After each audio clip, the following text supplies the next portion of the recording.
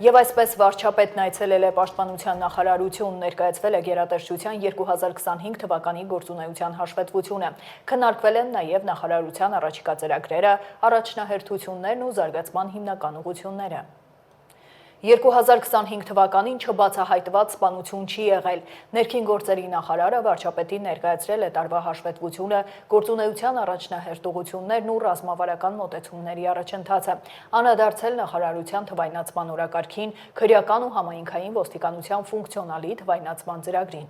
Վարչապետ Փաշինյանը հետաքրքրվել է գործընթացից։ Նիկոլ Փաշինյանը նկատել է, որ այդպիսով լինելու է ընդհանուր պլատֆորմ, որտեղ ոստիկանության մարմիններն իրենց հասանելիության բանաձևերն են ունենալու։ Նախարարի խոսքով ներգերատեսչական տեսանկյունից դրական լուժն այն է, որ ամենաբարդ պլատֆորմի համայնքային ոստիկանության թվայնացման գործընթացն ամբողջովին պատրաստ է, որը նաև արհեստական բանականության կիրառման հնարավորություն է ունենալու։ Զուգահեռ ունենք քրեական ոստիկանության բաղադրիչը, որպեսզի քրեական ոստիկանները ևս ավելի արդյունավետ գործեն, ասել է Արփինե Սարգսյանը, հավելելով, որ պարեկային ոստիկանության բաղադրիչն ամբողջությամբ թվայնացվել է։ Նախարարը ներկայացրել է մի շարք ցուցանիշներ, որոնք վկայել են կայացված որոշումների արդյունավետության մասին, որոնք վերաբերել են համայնքային ոստիկանության, քրեական ոստիկանության եւ պարեկային ծառայության աշխատանքներին։ Մենք նախնական հետևություն ունենք ոստիկանության այս 4 ուղղություն, այսինքն նախարարություն, ոստիկանություն, հետևություն ունենք, ի վերջո այդ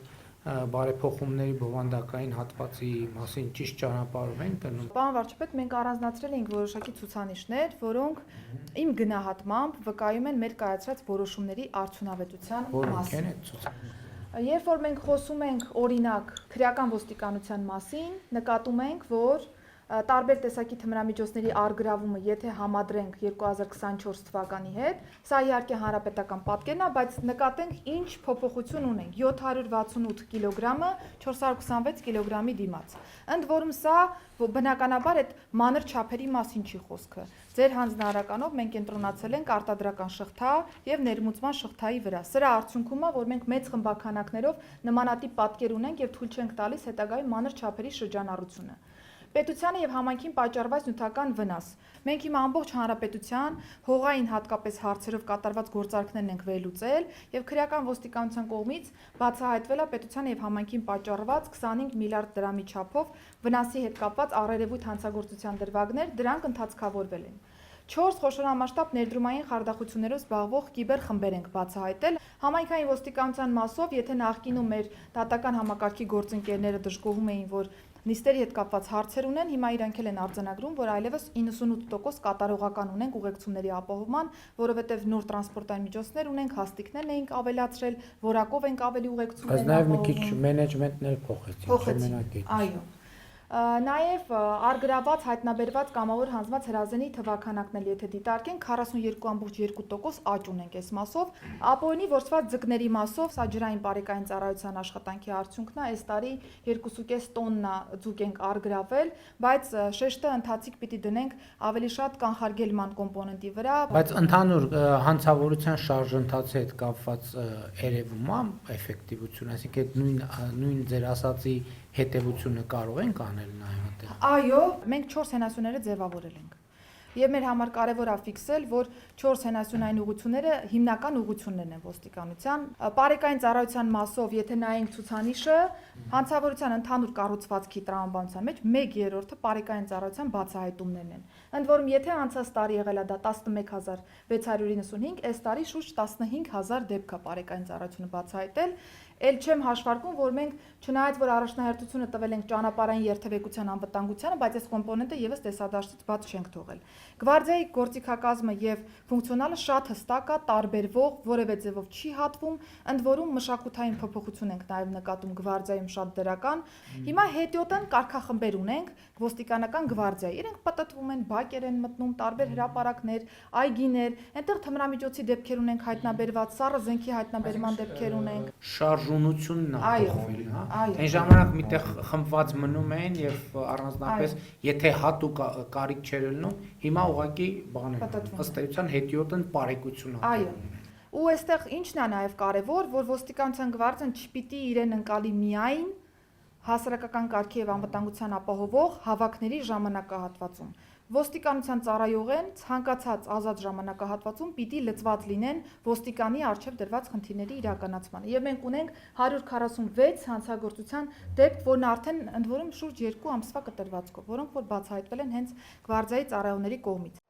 Շարունակենք Արագածոտնի թեմի առաջնորդ Տեր Մկրտիչ եպիսկոպոս Պրոշյանը եւս մեկ ամիս կմնա կալանքի տակ։ Դատարանը երկարաձգել է ժամկետն ու վերացրել բոլոր սահմանափակումները։ Հանրային մեղադրողը միջնորդել էր 3 ամսով երկարաձգել կալանքը։ Հիշեցնեմ, Մկրտիչ եպիսկոպոս Պրոշյանը կալանավորված է հոկտեմբերի 16-ից 2 ամսով, այնուհետև եւս 2 ամսով երկարաձգվել էր կալանքը։ Նա մեղադրվում է 2 հոդվածով՝ ընտրական իրավունքին խոչընդոտելը, իշխանական կամ ծառայողական լիազորություններն օգտագործելով եւ հավաքներին մասնակցելուն հարկադրելը կրկին լիազորություններն օգտագործելով։ Նշված քրեական գործով տուժողներ են ճանաչվել Տեր Թադեն ու Տեր Արամը։ Մենք ունենք լուրջ պատճառներ, որ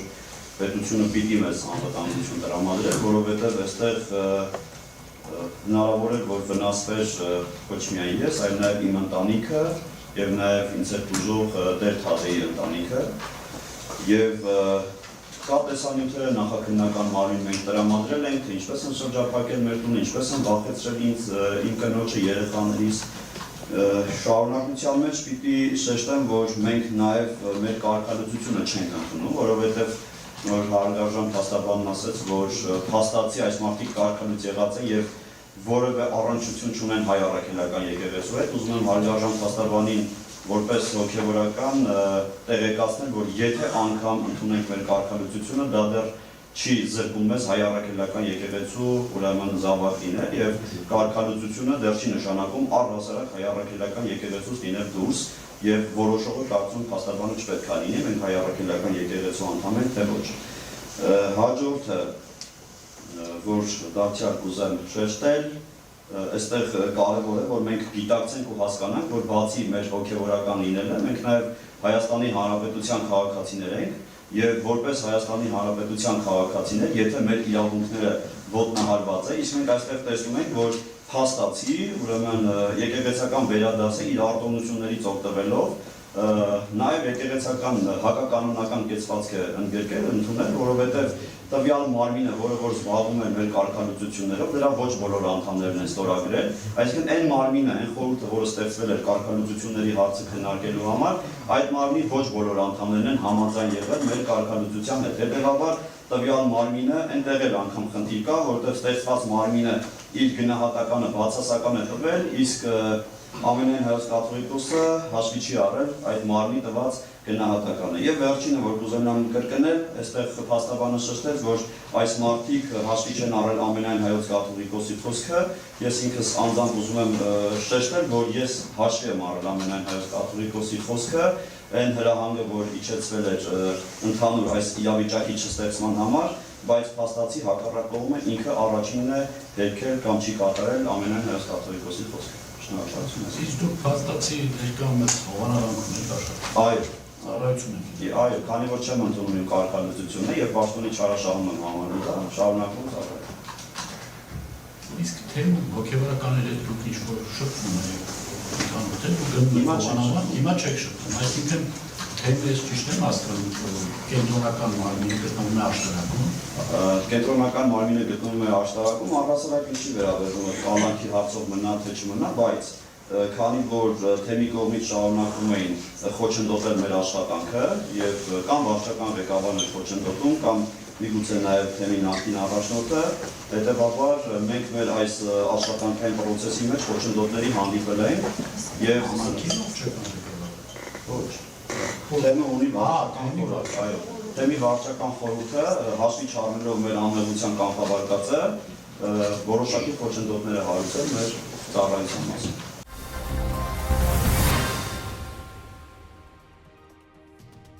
Եվ այսպես այսօր հայրենիքի պաշտպանության համար զոհվածների հիշատակի եւ խոնարհումի օրն է։ Անմահների բարձունքն առավոտից մարդաշատ էր։ Վարչապետ Նիկոլ Փաշինյանը, նախագահ Վահագն Խաչատուրյանի, ազգային ժողովի նախագահ Հալեն Սիմոնյանի եւ Հայաստանի բարձրագույն ղեկավարության հետ այցելել է Եռաբլուր զինվորական պանթեոն հարգանքի տուրք մատուցել կյանքը հանուն հայրենիքի զոհաբերած հայրենիքների հիշատակին։ Վարչապետը ծաղիկներ է խոնարհել սպարապետ Վազգեն Սարգսյանի, Անդրանիկ Գոզանյանի շիրիմներին եւ ծաղկեպսակ զոհված ազատամարտիկ հիշատակը հավերժացնող հուշահամալիրին։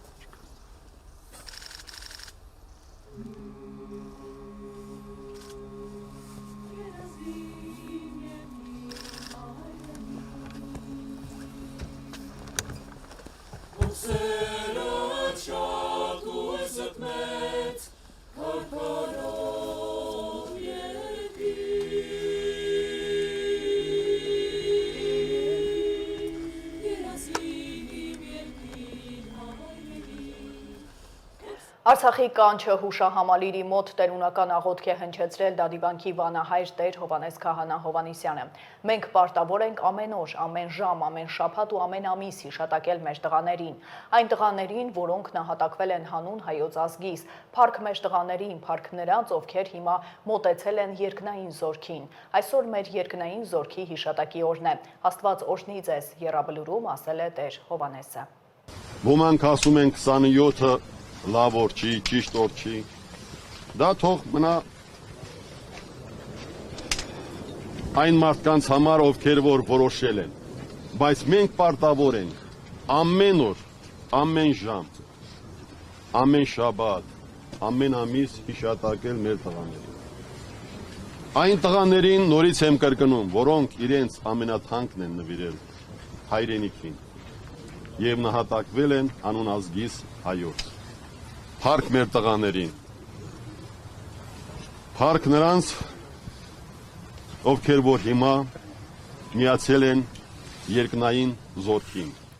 Մեր նահատակներն ընկել են, որ Հայաստանի Հանրապետությունը բարձրանա և հետևաբար պետությունը զարգացած ուժեղ անվտանգ բարեկեցիկ և երջանիկ Հայաստանի Հանրապետությունն է։ Մեր նահատակների հիշատակն ամենածանրակշիռ կերպով հավերժացնող և նրանց հետնորդներին ապրեցնող ամենատեսանելի հուշարձան է։ Վարչապետն է ուղերձեղել, մեջբերում է։ Մենք այսօր կենտրոնացած ենք հենց այս խնդրի վրա։ Հայաստանի Հանրապետության հարատևությունը, մեր պետականության ու նրա ինստիտուտների ուժեղացումը, պետությունը քաղաքացիների անվտանգության ու բարեկեցության աշխատող գործիք դարձնելը, մեր երկրի անկախությունը, ինքնիշխանությունը, տարածքային ամբողջականությունն ու սահմանների անձեռնմխելիությունը ամրացնելը, երկրային բանակի շարունակական զարգացումն է այն անելիքը, որը մեզ հնարավորություն կտա նայել դեպի երկինք, մեր երկնային բանակին և ժպիտ ստանալ ի պատասխան։ Սիրելի իմ եղբայրներ և քույրեր, դուք իզուր չեք ընկել, ձեր զոհողությունը նոր գիտակցություն է ստեղծել, ձեր զոհողությունը բացել է մեր աչքերը, պարզեցրել մեր միտքը, ամրացրել մեր կամքը, ուժեղացնելու մեր պետությունը, կերտելու պետականակենտրոն մի ճանապարհ, որը բարեկեցության, անվտանգության, երջանկության, խաղաղության ճանապարհ է Հայաստանի Հանրապետության ու նրա քաղաքացիների համար։ Արցունքների միջով մենք ժպտում ենք ձեզ և խոնարհվում ձեր հարազատների առաջ, և ծնկի ենք գալիս ձեր առաջ, և կեցե Հայաստանի Հանրապետությունը, մեջբերման ավարտ։ Փառք նահատակներին և կեցե Հայաստանի Հանրապետությունը Facebook-ում գրել է Պաշտպանության նախարար Սուրեն Պապիկյանը։ Գրառմանը կից նախարարը նաև տեսանյութ է հրապարակել։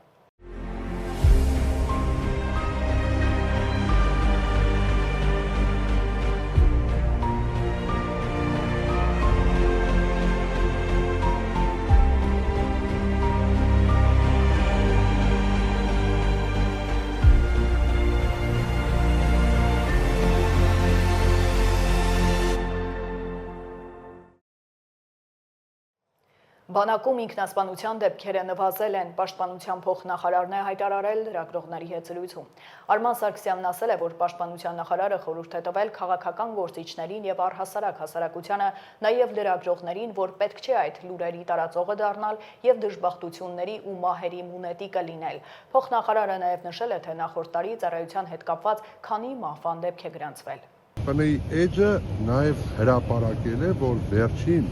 տարիներին ունենք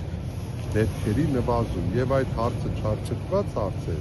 և նաև Պաշտպանության նախարարը վերջին օրը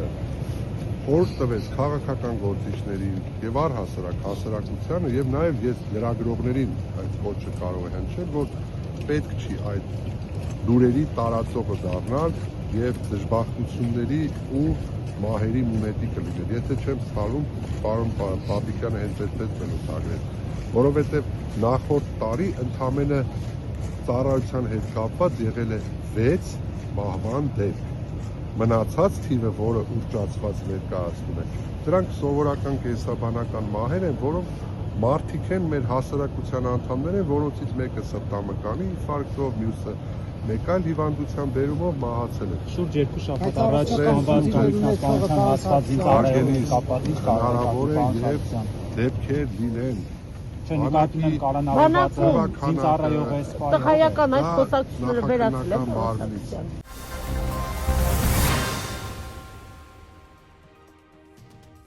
Մեր առևտրային համաձայնագրերը շատ կարևոր են Միացյալ Նահանգների համար։ Այս համաձայնագրերից յուրաքանչյուրում մենք արագ միջոցներ ենք ձեռնարկել մեր մաքսատուրքերն իջեցնելու համար։ Համաձայնեցված գործարքին համապատասխան։ Մենք իհարկե մեր առևտրային գործընկերներից ակնկալում ենք նույնը։ Այս մասին գրել է Միացյալ Նահանգների նախագահ Դոնալդ Թրամփը սոցիալական էջում։ Հարավային Կորեայի օրենսդիր մարմինը չի կատարում Միացյալ Նահանգների հետ կնքված համաձայնագրի պահանջները։ Քանի որ Կորեայի օրենսդիր մարմինը չի ընդունել մեր պատմական առևտրային համաձայնագիրը, ես սույնով բարձրացնում եմ Հարավային Կորեայի ավտոմեքենաների, փայտանյութերի, տեղագործական եւ մնացած բոլոր փոխադարձ մաքսատուրքերը 15%-ից մինչեւ 25%, նշել է Միացյալ Նահանգների նախագահը։ Արաբական Միացյալ Էմիրությունները թույլ չի տա իր տարածքն օգտագործել Իրանին հարվածելու համար։ Այս մասին հայտարարություն է տարածել երկրի արտաքին գործերի նախարարությունը։ Արտաքին գործերի նախարարությունը հաստատում է Արաբական Միացյալ Էմիրությունների հանձնառությունը թույլ չտալ իր օդային ցամաքային տարածքի կամ ջրերի օգտագործումը Իրանի դեմ ցանկացած թշնամական ռազմական գործողություններում եւ հրաժարվում է այդ կապակցությամբ որևէ նյութատեխնիկական աջակցություն ցուցաբերելուց, ասված է հաղորդագրությունում։ Նախարարությունը վերահաստատել է նաև այն համոզմունքը, որ երկխոսությունը, դեսկալացիան, միջազգային իրավունքի նորմերի պահպանումը եւ պետական ինքնիշխանության հարգումը ընթացիկ ճգնաժամերի կարգավորման ամենաարդյունավետ հիմքերն են, ընդգծելով վեճերը դիվանագիտական ճանապարհով լուծելու Միացյալ Էմիրությունների մոտեցումը։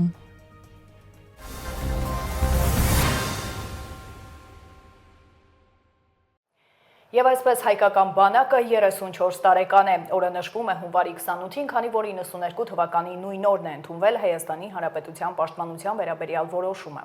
Մեր բանակն անցել է ձևավորման բարդ ժամանակաշրջան, առերեսվել մարտահրավերների եւ բարդությունների, բայց այսօր կարող ենք արձանագրել, որ ունենք բանակ, որը փոխվում է եւ որի պաշտպանունակությունն ավելանում է ամեն օր։ Վարչապետն է ուղերձել, նշել, որ վերջին տարիներին հսկայական ներդրումներ է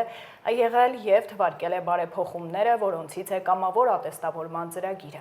Այսօր տասնյակ հազարավոր զինծառայողներ մինչև 100 եւ նույնիսկ ավելի տոկոսներով բարձր վարձատրություն են ստանում։ Սպայական վարձատրությունները կարող են գերազանցել 2 միլիոն դրամը։ Վերջին տարիներին հսկայական քանակությամբ սպառազինություն եւ ռազմական տեխնիկա է ձեռք բերվել, այնպիսի որակի եւ պարամետրերի, որ մեր բանակը երբեք չի ունեցել։ Իսկ թե ինչու այս նույնը չի արվել 2018-ից 2022-ին մեկնաբանել է, որ գրեթե բոլոր միջազգային գործընկերները քաղաքավարի մերժում էին զենք վաճառել երկու հիմնական պատճառաբանությամբ։ Վստահ չէին, որ այդ զենքը չէր տեղակայվի Հայաստանի միջազգայինորեն ճանաչված տարածքից դուրս եւ այդ զենքերի գաղտնի պարամետրերը հասանելի չէին դառնա ՀԱՊԿ-ին, որին Հայաստանի անդամակցությունը նույնպես խոչընդոտ էր նման գործարքներ կնքելու համար։ Իսկ ՀԱՊԿ գործընկերները 2022-ի սեպտեմբերին հրաժարվում էին կատարել Հայաստանի անվտանգություն ու տարածքային ամբողջականությունը երաշխավորելու պարտավորությունները։ Հրաժարվում էին նաև մատակարարել 100 միլիոնավոր դոլարի սպառազինություն եւ տեխնիկա,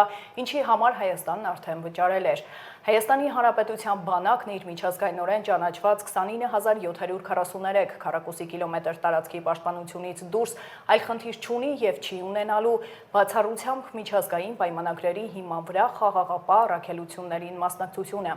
Ինչ վերաբերում է Հայաստանի օկուպացված տարածքներին, այդ հարցի լուծման բանաձևը, որն արձանագրված է Հայաստանի եւ Ադրբեջանի սահմանազատման հանձնաժողովների համատեղ գործունեության կանոնակարգում, արդեն իրավական բարձրագույն ուժ ունի երկու երկրներում եւ խնդիրը կլուծվի սահմանազատման գործընթացում։ Նիկոլ Փաշինյանը նաեւ ընդգծել է, որ պատերազմի չենք պատրաստվում, որովհետեւ պատերազմ չի լինելու։ Բանակի զարգացումը շարունակաբար ընթանալու է, որովհետեւ բանակը պետության կարևորագույն ինստիտուտներից է։ Ուժեղ բանակ չունեցող երկիրը խոցելի է եւ կարող է գայթակղիչ լինել ագրեսիայի համար։ Հայաստանի Հանրապետությունն այդպիսին չպետք է լինի երբեք, նշել է վարչապետը։ Օրվա արդիվ Նիկոլ Փաշինյանն այցելել է Պաշտպանության նախարարություն, մասնակցել հանդիսավոր նիստին, ելույթում վարչապետն անդրադարձել է ոլորտում իրականացվող բարեփոխումներին եւ ընդգծել այդ գործընթացի կարեւորությունը փոփոխվող աշխարհում։ Երկրի ղեկավարը բանակի օրվա ամենակարևոր ձեռքբերումը համարել է այն, որ կա մտահորիզոնն անընդհատ ընդլայնելու ընկալումը, դրա անհրաժեշտությունը գիտակցված է։ Վարչապետն անդրադարձել է նաեւ Պաշտպան Հայրենյաց ծրագրին, իսկ բարեփոխումների շրջանակում ընդգծել ոլորտում գործունեություն իրականացնողների ընկալումն ու գիտակցումը։ Ըստ երկրի ղեկավարի հաջորդ շարակարգը փոխկապակցվածությունն է, որով պետք է ապահովի արտաքին անվտանգությունը, եւ անվտանգության ամենակարևոր շարակարգը ըստ երկրի ղեկավարի խաղաղությունն է։ Նիկոլ Փաշինյանը հայրենիքի անվտանգության եւ պաշտպանության գործումներ դրած ավանդի համար մի խումբ զինծառայողների նվերներ է հանձնել։ Չկա ավելի հուսալի երաշխիք, քան խաղաղությունը։ Եվ մենք այսօր դժվար, ծանր որոշումներով կառուցում ենք խաղաղություն։ Ես ուզում եմ մենք բոլորս մտքով վերադառնանք 2024 թվականի գարուն ամառ աշուն։ Եվ հիշենք, Իջևանը իմ ծննդավայրն է, եւ ըստ էության խոսքը մասամբ հիմնականում կամ ամենաէմոցիոնալ կետը Իջևան խոշորացված համայնքում տեղի ունեցող սահմանազատման գործընթացներ։ Բայց եթե այն ժամանակ դա մեզ համար ամենամեծ խոցելիությունն էր, մենք այսօր մարդկանց ես ինքս ուղեկցում եմ, խնդրում եմ, ասում եմ, եկեք գնանք տեսնենք, թե արդյունքում ինչ է ստացվել։ Եկեք գնանք տեսնենք, ով է ճիշտ ասում ապագա իրականության մասին։ Մենք, թե նրանք, ովքեր կործանում էին կանխատեսում։ Խաղաղության ճանապարհը հեշտ չի լինելու, բայց մենք պետք է շարունակենք այդ ճանապարհը եւ նաեւ այստեղ բանակի եւ զինված ուժերի շատ սկզբունքային դիրքորոշումը, այսինքն դիրքորոշումը որն է, որ ինքը կենտրոնացած է իր աշխատանքի վրա։ Այս շատ կարևոր բան է, որովհետեւ անկախ խաղաղությունից, անկախ ինչպիսի, ինչքան հուսալի կլինի խաղաղությունը, մենք պետք է ունենանք ուժեղ եւ պաշտպանունակ բանակ, որովհետեւ ցանկացած երկիր, ով չունի ուժեղ եւ պաշտպանունակ բանակ, ինքը գայթակղություն է բոլորի համար։ Բանակի բացակայությունը, ուժեղ եւ պաշտպանունակ բանակի բացակայությունը գայթակղություն է, որ ագրեսիայի գայթակղություն է։ Եվ հետեւաբար Հայաստանի Հանրապետության առաջնային օրակարգում միշտ պետք է լինի ուժեղ եւ պաշտպանունակ բանակի գոյությունը, շարունակական զարգացումը բանակի այն սկզբունքների շրջանակներում եւ այն սկզբունքների հիման վրա, որի մասին ես նշեցի։ Անցյալում են մնացել այն ընկալումները, երբ բանակը դիտարկվում էր միայն պատերազմի համատեքստում։ Ազգային ժողովի նախագահն է հայտարարել, մեջբերում է. այսօր արժևորելով զինված ուժերի կարևոր առաքելությունը, մենք այն տեսնում ենք որպես խաղաղության պահպանման, պետականության ամրապնդման եւ հասարակության զարգացման առանցքային հիմնասյուն, որը զարգացնելով կարող ենք առաջ շարժվել, կառուցելով անվտանգ, արդար եւ ժողովրդավարական Հայաստան։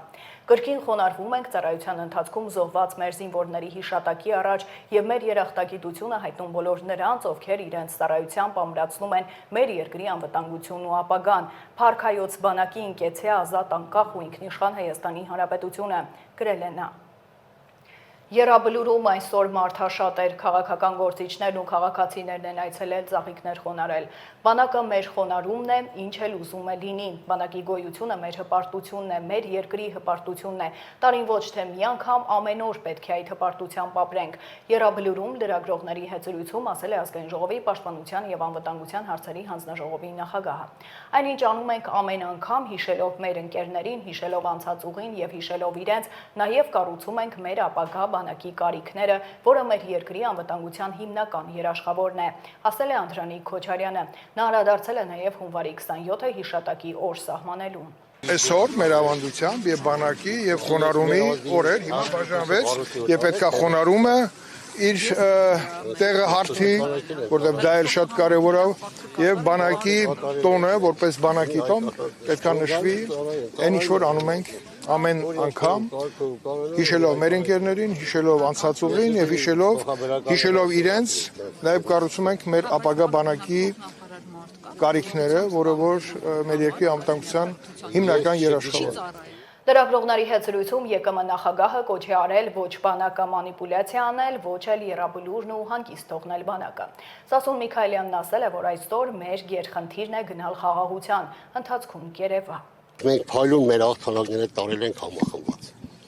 Հետագայում հաղթանակներ կունենա մեր բանակը, ինչ է կարծում զարգացման այս տեմպերով, եթե առաջ գնա։ Լսեք, այսօր մեր գերխնդիրն է գնանք խաղաղության,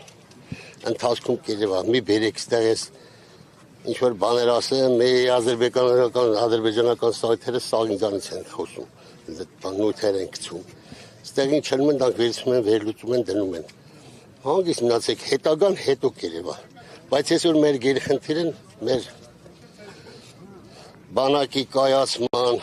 մեր համախմբման ժողովրդի ամենակարևորը մեր գերխնդիրը դա է։ Ուրիշ մենք խնդիր չունենք։ Պաշտպանության նախկին նախարար Սեյրան Օհանյանը վարչապետի ուղերձը չի կարդացել, չի կարծում, թե դա ամբողջությամբ արտահայտում է այսօրվա իրականությունը։ Եռաբլուրում լրագրողների հետ զրույցում Օհանյանն ասել է, որ բանակը մինչև 2018 թվականն իր առջև դրված խնդիրը կատարել է։ Հակառակորդը խոսում է խաղաղության մասին, բայց ամեն օր հատուկ նշանակության նոր ստորաբաժանումներ է ձևավորում, իսկ Հայաստանում տեսնում ենք, որ հատուկ նշանակության ստորաբաժանումների փոխարեն ոստիկանական նոր ստորաբաժանումներ են ձևավորվում տարբեր բերետավորներ։ Օհանյանի խոսքով 2016-ի ապրիլյան պատերազմի ժամանակ հակառակորդի յաշմաջոկատը վերացվել է։ Նա ընդունում է, որ իրենք էլ են սխալներ ունեցել, բայց աշխատել եւ ուղղել են։ Սեյրան Օհանյանը հերքել է, թե զինվորներն անգամ ներքնազգեստ չեն ունեցել։ Ամեն ինչ էլ ունեցել են, բանակը համալրված է եղել, Նույնիսկ թերությունների հետ մեկտեղ, որովհետև եւ թերություններ եւ սխալներ ունեցել են, ես էլ անձամբ ունեցել եմ սխալներ, բազմաթիվ սխալներ, բայց մենք ձգտել ենք, աշխատել ենք եւ վերականգնել ենք, բայց նույնիսկ այդ կարճ ժամանակահատվածում ձևավորված բանակը իր արժեվ դրված խնդիրը կատարել է։ Գիտեք, մենք այս վիճակում ենք 44 օրյա պատերազմի պարտությունից հետո, ձեզ ասեմ, բայց 44 օրյա պատերազմում պատշաճ կառավարման, պատշաճ ուշադրության, ռազմական գործողությունների թատերաբեմը լուրջ ուսումնասիրելու եւ լուրջ որոշումներ ընդունելու պայմաններում հայկական բանակը, առավել եւս Արցախի պաշտպանության բանակը ի վիճակի է եղել իր առջև դրված խնդիրը իրականացնելու։ Մեր նման երկրներում, մեր տարածաշրջանում առկա փխրուն անվտանգության միջավայրի, արտաքին եւ ներքին սպառնալիքների պայմաններում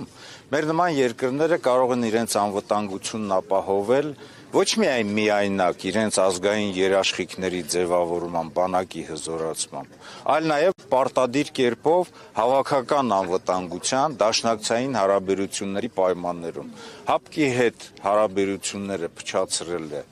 այսօրվա իշխանությունը Նիկոլ Փաշինյանը, երբ որ ինքը փորձել է ՀԱՊԿ-ի գլխավոր քարտուղարին ձերբակալել, ՀԱՊԿ-ի հետ հարաբերությունների այնուհետև սառեցման պատասխանատուն ինքն է, որովհետև մեր տարածաշրջանում մենք ՀԱՊԿ-ի հետ հարաբերությունները ձևավորում ենք գլոբալ առումով տարածաշրջանային խոշոր պետությունների դեմ պայքարելու համար։ Ես նկատի ունեմ Թուրքիան, իսկ Ադրբեջանի հետ մենք ի վիճակի ենք եղել ինքնուրույն ի վիճակի ենք եղել պայքարելու։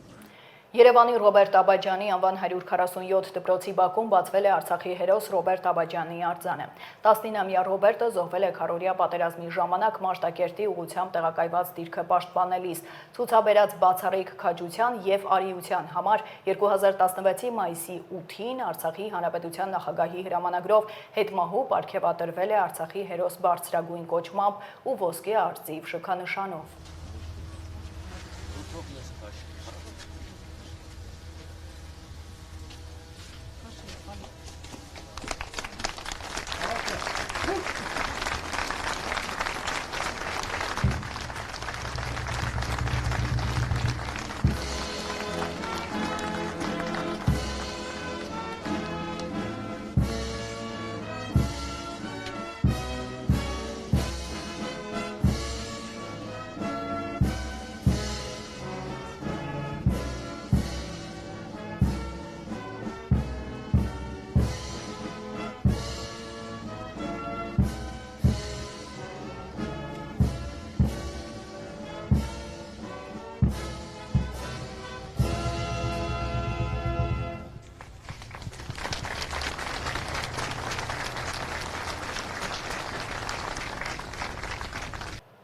Այլ թեմաներ հայ ժողովուրդը ցույց կտա, որ իր կամքը մեր երկրում ուժի միակ աղբյուրն է։ Այս մասին արտգործնախարարն է հայտարարել ԵԽԽՎ նստաշրջանում ելույթի ժամանակ անդրադառնալով առաջիկա ընտրություններին։ Այնուամենայնիվ մենք միամիտ չենք ժամանակակից աշխարհի իրականության նկատմամբ։ Մենք գիտենք, որ ազատության թշնամիները քնած չեն։ Մենք պետք է ընդունենք, որ նրանք կարող են շատ ստեղծագործ լինել։ Նրանք պատրաստ են միլիոնավոր դոլարներ ներդնել քարոզչական մեքենաների եւ միջամտության անօրինական սցենարների համար, եւ նրանք տիրապետում են գրեթե անսահմանափակ լրատվամիջոցների ռեսուրսների։ Բայց ես այստեղ կանգնած եմ ասելու, որ նրանք չեն հաջողելու։ Մեր հասարակությունն իմունիտետ է ձեռք բերել ստի նկատմամբ, ասել է նախարարը, ընդգծելով, թե ժողովրդավարությունը պաշտպանելու համար հենվելու են ժողովրդավարական գործիքների վրա։ Արարատ Միրզոյանը խոսել է նաև Թուրքիայի հետ հարաբերությունների եւ Ադրբեջանում պահվող գերիների մասին։ Թե կառավարությունը, թե քաղաքական շրջանակները եւ Հայաստանի Հանրապետության ժողովուրդը իսկապես ամեն հնարավոր ջանք թափում են վստահ լինելու համար, որ խաղաղությունը, որը հաստատված է Հայաստանի եւ Ադրբեջանի միջեւ, տևական լինի։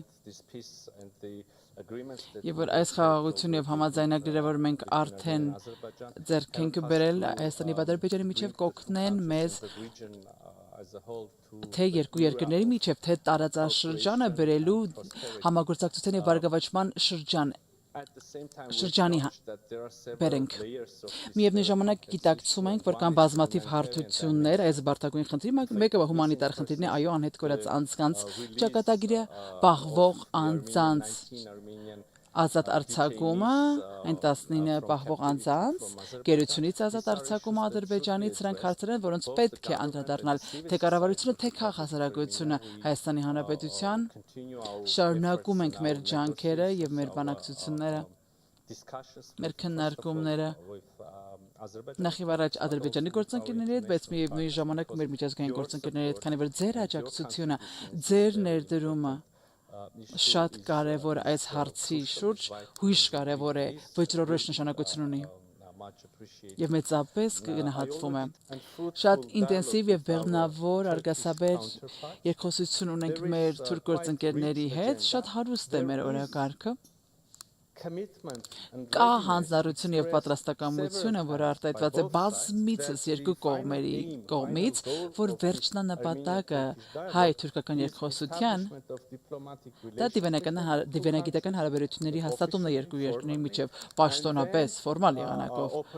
եւ այնուհետեւ ամբողջապես սահմանը բացելով երկու երկրների միջև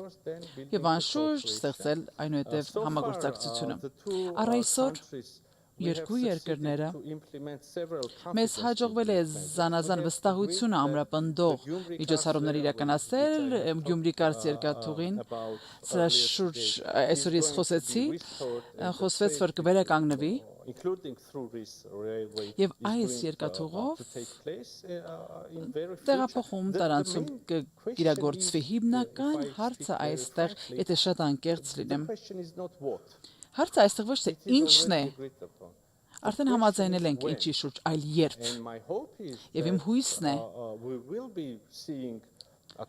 որ մենք գոնե մասնակի սահմանի բացում կտեսնենք եկող օրերի շաբաթների ընթացքում եւ այնուհետեւ լիովին կբացենք սահմանը։ Ես վստահ եմ, որ սա օգտակար կլինի երկու երկրի ժողովուրդների համար, թե Հայաստանի, թե Թուրքիայի։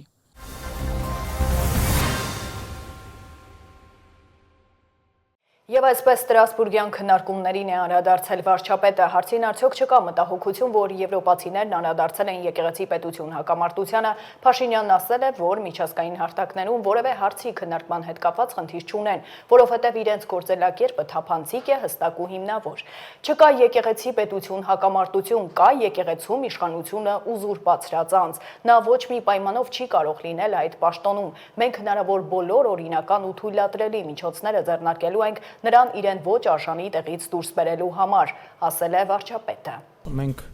միջազգային հարթակներում որևէ հարցի քննարկման հետ կապված խնդիր չունենք, որովհետև մեր գործելակերպը թափանցիկ է, հստակ է, հիմնավորված է։ Երկրորդը, չկա եկեղեցի պետություն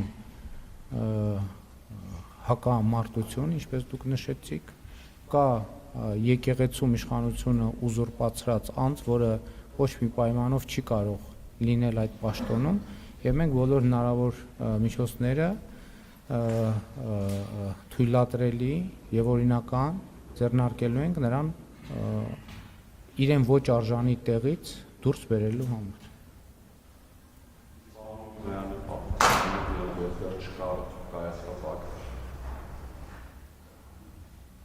Կան փաստեր։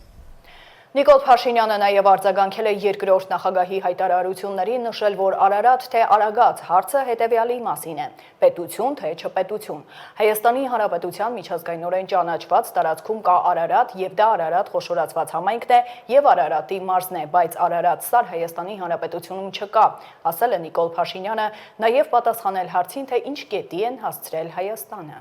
Ինչ վերաբերվում է Հայաստանի հասցնելու, որ կետի ենք մենք հասցրել Հայաստանը, այն կետին, որ 2025 թվականին առաջին անգամ Հայաստանի Հանրապետության քաղաքացիները ոչ թե փախնում են Հայաստանի Հանրապետությունից, այլ վերադառնում են Հայաստանի Հանրապետություն։ Հասցրել ենք այն վիճակի, որ Հայաստանի Հանրապետության տասնյակ հազարավոր քաղաքացիներ առողջության ապահովագրության շրջանակներում ստանում են ծառայություններ պետական բյուջեի միջոցներով։ Հասել ենք այն վիճակի, որ Հայաստանի Հանրապետությունը ի վերջո վայելում է խաղաղություն եւ անկախություն։ Իսկ այդպիսի հարց Արարատ թե Արագած, այդ հարցը հետեւյալի մասին է՝ պետություն թե չպետություն, որովհետեւ պետությունը ունի միջազգայինորեն ճանաչված տարածք եւ միջազգային Հայաստանի Հանրապետության միջազգայինորեն ճանաչված տարածքում կա Արարատ եւ դա Արարատ խոշորացված համայնքն է եւ Արարատի մարզն է, բայց Արարատ սար Հայաստանի Հանրապետությունում չկա։ Եթե դուք դա չեք նկատել եւ մենք չենք նկատել, դա ընդհանրապես մի բանի մասին է վկայում, որ պետություն եւ չպետություն հասկացությունների միջև դեռ միջև բոլորովին վերջերս սահմանազատում իրականացված չի եղել եւ մենք այդ սահմանազատումը իրականացրել ենք, որովհետև մենք պետություն ենք, մենք Հայաստանի Հանրապետությունն ենք։ Իսկ այսօրվա ասուլիսում երկրորդ նախագահը ներքաղաքական վիճակն ունիկալ է համարել։ Ռոբերտ Քոչարյանն ասել է, թե չի հիշում պատմության մեջ որևէ ընտրություն, որտեղ ընդհանրապես նախընտրական պայքարի ժամանակ հարցեր լինեին հետևյալ բովանդակությամբ՝ Արարատ թե Արագած։ Երբեք խոսք չի եղել ազգային ինքնությունը պահպանելու մասին, եկեղեցու միասնությունը պաշտպանելու մասին։ Քոչարյանը կարծում է, կա բավականին լուրջ դաշտ համագործակցության համար, նաև թեզերի սինխրոնիզացման համար, լրատվամիջոցների հետ աշխատելու առումով նաև։ Ես չեմ հիշում Հայաստանի պատմության մեջ երբևէ որևէ ընտրություններ, որտեղ ընդհանրապես նախընտրական պայքարի ժամանակ հարցեր լինեին հետևյալ բովանդակությամբ՝ Արարատ թե Արագած, ընդհանրապես երբեք խոսք չի գնացել ազգային ինքնությունը պաշտպանելու մասին, երբեք խոսք չի գնացել եկեղեցու միասնությունը պաշտպանելու մասին։ Սա վիճակը իսկապես կարող է թվալ թե տարօրինակ է, բայց նաև ունիկալ է։ Եվ իսկապես ամբողջ ընդդիմադիր դաշտում, երբ դիտում ես մարդկանց հարցազրույցները, ֆունդամենտալ հարցերի շուրջ տարբեր բևեռներում գտնվող, տարբեր հայացքների իրար հետ լավ կամ վատ հարաբերություններ ունեցող մարդկանց մոտ խոսույթը գրեթե նույնն է։ Դարձրեք ուշադրություն այդ հանգամանքին։ Սա ինչ է նշանակում ընդդիմադիր հատվածի համար։ Սա նշանակում է, որ կա բավական լուրջ դաշտ համագործակցության համար։ Կա բավական լուրջ դաշտ նաև թեզերի սինխրոնիզացման, լրատվական միջոցների հետ աշխատելու նաև առումով։ Իսկապես սա բանը բացառիկ իրավիճակ է։ Եվ սա ևս մի հանգամանք է, որը հնարավորություն է տալիս եւ ավելի մեծ լավատեսություն է հաղորդում այն հանգամանքին, որ հնարավոր է ձևավորել խոշոր նախընտրական բլոկեր։ Քանի որ ֆունդամենտալ հարցերի շուրջ իսկապես մոտեցումները նույնանման են։ Առաջ պայքարը ոնց է եղել։ Անձերի միջև ծրագրերի մի քիչ ավելի լիբերալ, մի քիչ ավելի սոցիալիստական, այսպես էր։ Ես չեմ հիշում, որ ինքս մասնակցել եմ մի քանի նախընտրական արշավների։ Ես չեմ հիշում, որ մենք երբևէ որևէ մեկ անգամ մենք խոսենք եկեղեցու մասին, թե ինչպես պահպանենք եկեղեցու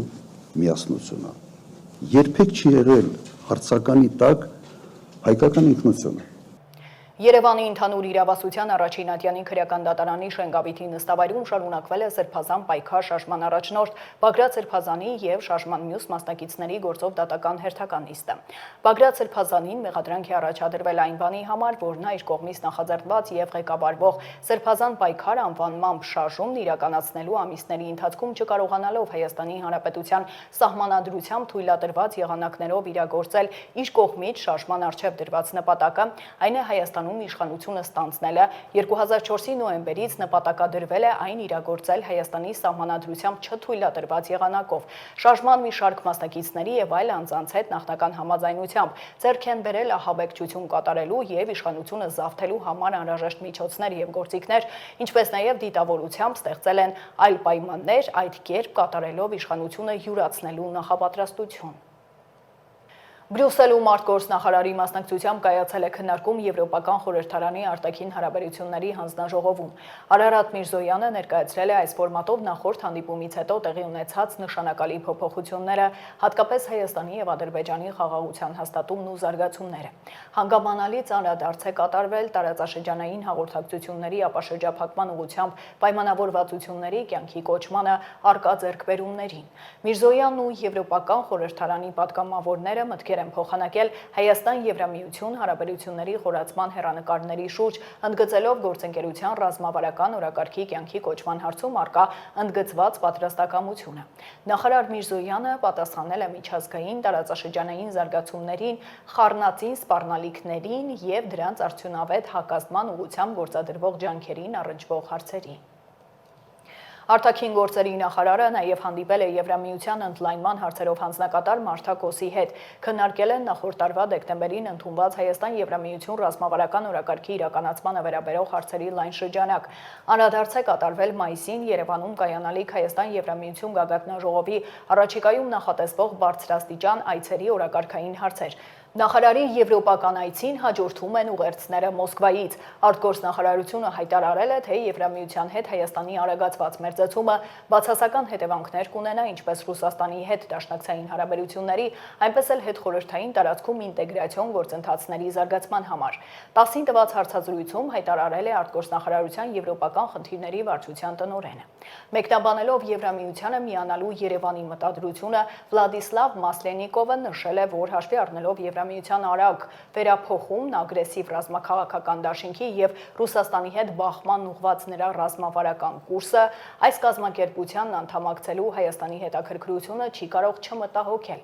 Մենք հույս ունենք, որ Հայաստանը որպես Եվրասիական տնտեսական միության անդամ հասկանում է Բրյուսելի հետ արագացված մերձեցման հնարավոր բացասական հետևանքները, ինչպես մեր դաշնակցային հարաբերությունների, այնպես էլ հետխորհրդային տարածքում ինտեգրացիոն գործընթացների զարգացման համար։ Բրյուսելը վաղ թե ուշ Երևանից կպահանջի հակառուսական կուրս, ընդգծել է նա։ Ովքեր եւ ինչպես կարող են 2026 թվականին հետ ստանալ ԽՍՀՄ խնայբանկի ավանդները։ Աշխատանքի եւ սոցիալական հարցերի նախարարը սոցցանցի էջում տեսանյութ է հրապարակել, անդրադառնալով կառավարության նոր որոշմանը, համաձայն որի ԽՍՀՄ խնայբանկի ավանդներ ունեցող քաղաքացիները կարող են հետ ստանալ դրանք։ Դուք գիտեք, որ մենք ունենք պետական բյուջեում ծրագիր վերադարձնելու ԽՍՀՄ խնայբանկում ներդրված ավանդները եւ մենք 2025 թվականին վերադարձնում էինք մինչեւ 1942 թվականի դեկտեմբերի 31-ը ծնվածների ավանդները։ Մենք այս տարի որոշել ենք միանգամից 2 տարով երկարացնել այդ ժամկետը եւ վերադարձնելու ենք մինչեւ 1944 թվականի դեկտեմբերի 31-ը ծնվածների ավանդները նույն բանաձևերով ինչ որ գործում էին նախկինում, դա մոտավորապես 5000-6000 քաղաքացու է վերաբերում։ Դրանք ստանալու համար անհրաժեշտ է անձահաստատող փաստաթղթով դիմել մեր միասնական սոցիալական ծառայության տարածքային կենտրոն, ունենալով իհարկե նաև սոցիալական քարտ կամ հանրային ծառայությունների համարանիշ, ավանդատուի խնայողական գրքույկը, եթե այն կա, տեղեկանք ՎՏԲ Հայաստան ՓԲ-ից ավանդատուի բանկային հաշվի քարտում մինչև 1993 թվականի հունիսի 10-ի դրությամբ տվյալների մասին եւ եթե կան այլ փաստաթղթեր, նաև դրանք։ ուզում եմ այսքանը ձեզ տեղյակ բացել, որ ծրագիրը շարունակվում է եւ մենք միանգամից 2 տարով ենք երկարացրել այդ ժամկետը, թե ում ենք վերադարձնելու։